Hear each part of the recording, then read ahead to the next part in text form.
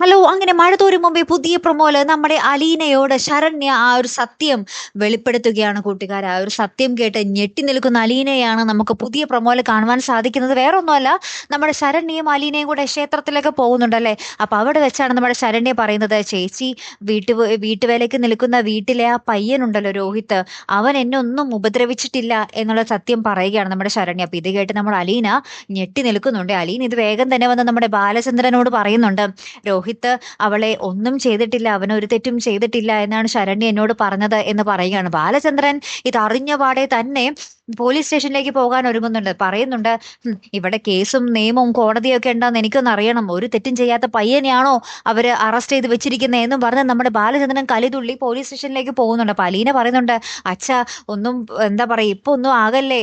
എല്ലാം നമുക്ക് സാവധാനത്തിൽ ചെയ്യാം" എന്നൊക്കെ പറഞ്ഞ് സമാധാനിപ്പിക്കുന്നുണ്ടെങ്കിലും ബാലചന്ദ്രൻ കലിതുള്ളി പോകുന്ന ഒരു നിമിഷങ്ങളാണ് നമുക്ക് ഏറ്റവും ഒടുവിൽ കാണുവാൻ സാധിച്ചത്. കാത്തിരിക്കാം കേട്ടോ അപ്പൊ അടുത്തൊരു വീഡിയോയുമായി വരുന്നത് വരയ്ക്കും. Good bye.